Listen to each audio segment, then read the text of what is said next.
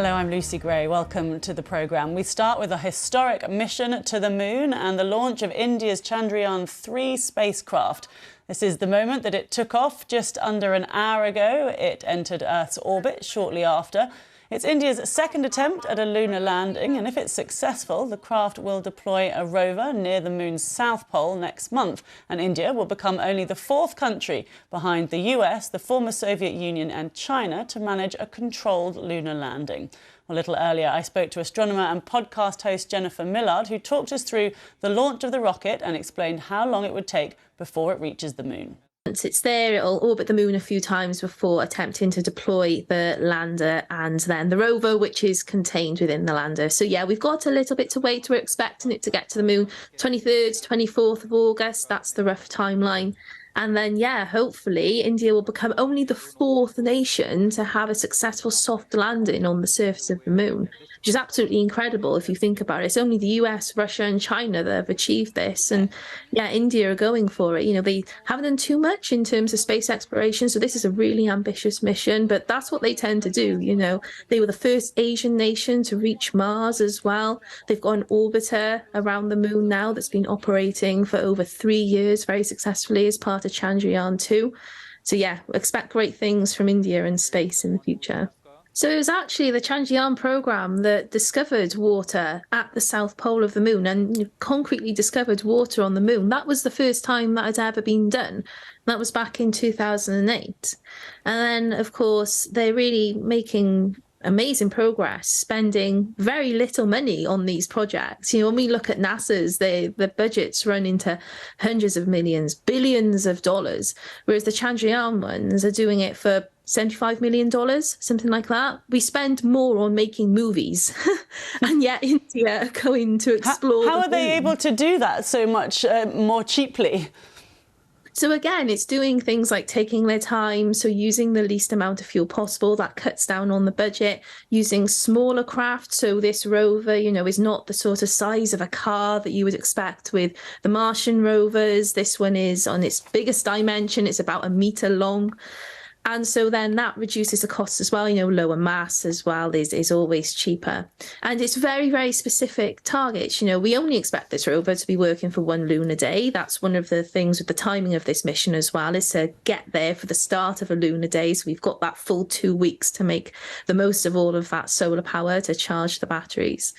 And so it means that India can do these extraordinary missions and extraordinary science on a very, very low budget, and does show that you don't need to spend all of this money necessarily to do amazing exploration in space.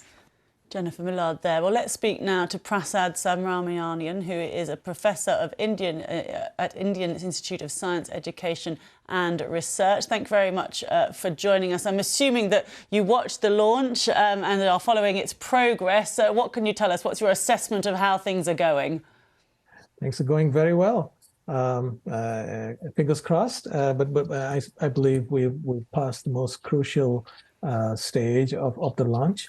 And so as of now, things couldn't be going better. So just to explain what's happened, there was blast off and then the boosters separated from the rocket, didn't they? Those boosters have now fallen into the ocean, and I understand it has now entered Earth's orbit. And then just if you could just explain what's happening, because it's going to orbit the Earth several times, isn't it, before it does this sort of slingshot movement and tries to get into the lunar orbit. That's right, exactly. It's a matter of entering the moon's primarily the moon's gravitational pull, and it's a complex maneuver. And to be clear, the rover per se is going to land on the moon only in about 2 weeks or something like that from now. 23rd or 24th of August, they've said. Yeah, that's right. Yes, something like that. So in between now and then, it's a lot of fairly complicated orbital dynamics that's going to happen. Basically trying to build up speed, though, I understand. Yes. The slingshot's a very good analogy. You need to get your stone right in the right trajectory. So that's pretty much what it is. But And then Easily put, but the easy part, well, the really difficult part, apparently, is landing on the moon. And I know that India tried it once before and it didn't go so well. So talk us through why this is so tricky, what it involves. Oh, to the extent I understand, it's a matter of think of trying to land on your feet while jumping the top of a building. You need to make sure your feet are strong. I wouldn't recommend this to anybody, but if you were trying to do that, you need to make sure your feet don't buckle, and there's a lot of rebound, and you're not very sure about the composition of the soil where you're landing. So all these things.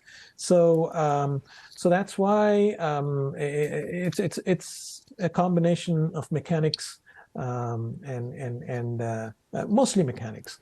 So Sorry, I was just going to ask if you could explain what the mission is. As I said, the aim is to land on the South Pole. And we don't know a huge amount, do we, about the actual South Pole?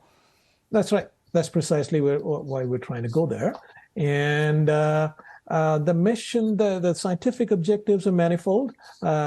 Broadly put, lunar geochemistry and of course, presence of water ice, which is the Holy Grail, and understanding how the lunar surface came to be what it is now, understanding the impact of the solar wind, something that I'm personally interested in, how the solar wind particles impact the moon's atmosphere or the lack of it, and how they influence the geochemistry of the lunar surface. This is about as much as I broadly understand. Yeah, well, so far so good. So we will see, I suppose, won't we, in the coming weeks. Thank you very much for talking to us, Prasad Subramanian, who is a professor at the Indian Institute of Science, Education and Research. Thank you.